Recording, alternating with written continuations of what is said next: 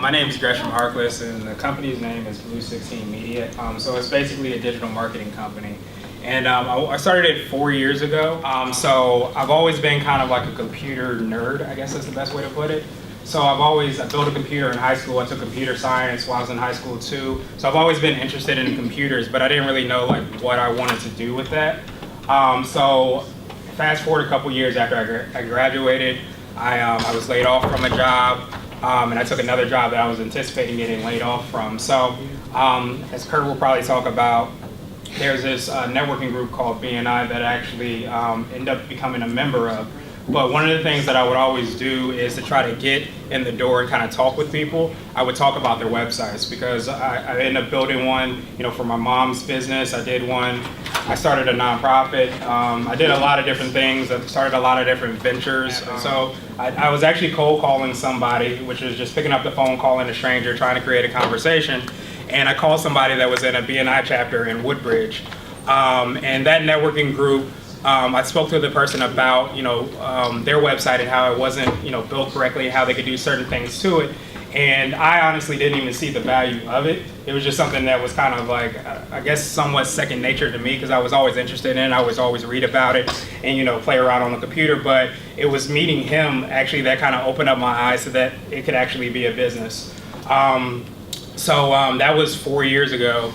And I've been in BNI in Woodbridge for 2 years, and I've been in this one for the next 2 years. But essentially what I do is I design websites, and I basically help to market those websites. And that's why I call it a digital marketing company. So the idea is really to understand who your target market is, what you're trying to sell, and try to communicate that as simply as possible so that people can buy whatever it is that you're doing. So what I try to do is kind of simplify that process. And a lot of what I do in the very beginning especially is really asking a lot of questions and unveiling a lot of what those kind of needs are for a business owner and seeing how best to kind of communicate that online on a website. And I can really get into a lot of different things, whether that be social media, so that's Facebook, that's Instagram, Snapchat, there's just a million and one things out there. And then another big thing that I focus on too is SEO, which is search engine optimization. And essentially what that is when somebody goes to Google and you're looking, say you go to some place you've never been before, you're looking for a pizza place, you'll go to Google and type in pizza place and let's just say Reston, Virginia. And basically there's a way for you to make sure that your website can rank well and show up on that first page. So that's a lot of what I do.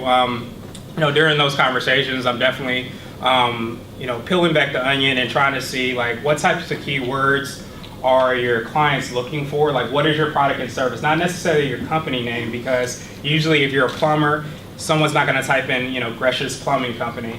They're going to type in plumber and Reston, Virginia. And then that's where you want to kind of show up. So the idea is just increasing your overall visibility so that you come across more people and more people can actually call. And there's still a significant amount of people that don't even have websites. And I would say that is the first step in having a website.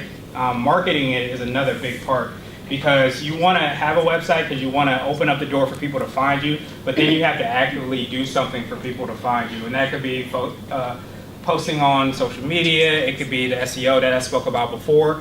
But the idea is, when I sit down with somebody, there's all these tools at your disposal really. And it's a matter of figuring out what's the most efficient thing that you can do to kind of get customers coming through your door.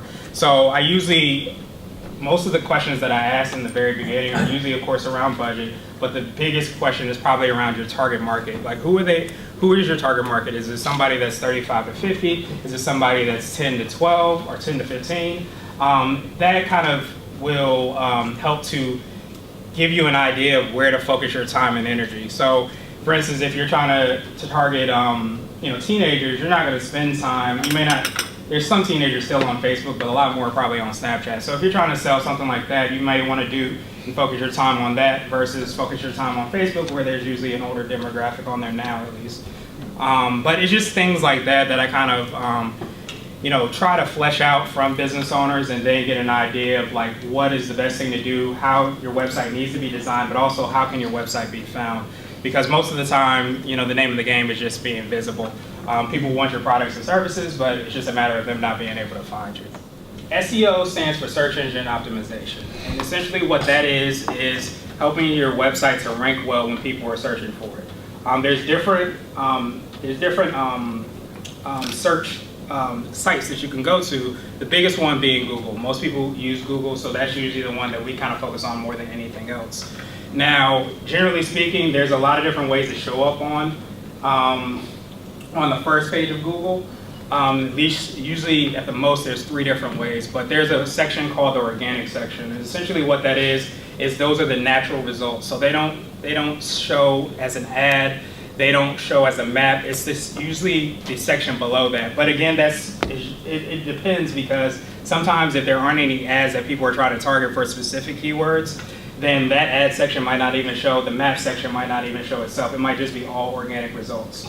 So the reason that I usually talk more about your website, because your website plays such a huge part of SEO, because that's where it's actually understanding where and what your website is about. So what, if anybody can picture this, like Google, what they do is they send out these things called spiders.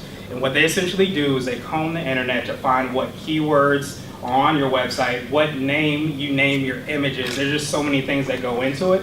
And really what they do is they try to basically return a result that person is looking for. So using the example that I used before, if you're in Reston and you're looking for a pizza place, and I type it in while I'm in Reston and a place in Woodbridge shows up, that's not going to be a good experience for me, so therefore I would probably stop using Google. So a lot of people, they'll try to cheat Google, they'll try to, take shortcuts, but the idea is that you want to understand that Google is a business and Google wants to return a result as quick as possible. So the idea is to take in all those factors and try to optimize your website to kind of rank high for that. And I will say one of the biggest things that I still see business owners don't do well is having a mobile-friendly website. There is more searches right now on mobile devices than there are on desktops. Your iPhone. Your iPhone, your Android. You want to make sure that right now, today, if you were to start a business and you were to, go get a website designer, you probably want to build it from a mobile design standpoint first, and then think about the desktop, next. Now, it varies because, if it's an older demographic, maybe they're not going to be using the desktop as much, using the phone as much as they're using the desktop, but generally speaking, everything's moving towards that way. The phones are big enough now, especially mine, that you can definitely, just search on your phone site. So it's understanding the strengths and weaknesses of it. Like you mentioned, the president, Twitter is a really good communication tool. Like with Facebook pages now, especially if you're a business and you have a Facebook page, you post. If you have 1,000 likes on your Facebook page, there might only be about 100 people that actually see your post. Twitter's a little bit different because it's more of a communication tool. So usually I always compare it to meeting somebody, shaking their hand, passing your business card, giving them your business card, and them giving it back to you. Twitter can be used as a way to kind of communicate with somebody directly. That's how the president uses it, whatever he's talking about. But at the same time, he's using it as a way to kind of circumvent all the media and everything to have a direct conversation with people. So it's just something that you can do and think about from a business standpoint. I know Nike especially, they do it really, really well, where any customer issues that actually happen, people can tweet directly to Nike, and Nike will have a direct conversation with you there, and they'll ask you to please, submit a support ticket here. But it's a really good communication tool. Generally speaking, if you have videos and images, they work a lot better. And there's so many different parts of Facebook in and of itself, because there's Facebook groups, there's Facebook pages, there's Facebook profiles. So generally speaking, if you have a business, what I usually say is you post something on your business page, and what you can usually do is share it on your profile, because it'll give you a larger reach. Because generally speaking, you'll get more of a reach on your profile than you will on your page. However, you don't get the analytics. So you don't actually know who saw it. So if you kind of do that extra step where you post it on your business page and then you maybe share it to your profile, you can kind of see like how many people are seeing it. You can post it on your business page, maybe leave it there for a week or a day, see how many people generally see it, and then share it, and then see how that number goes up.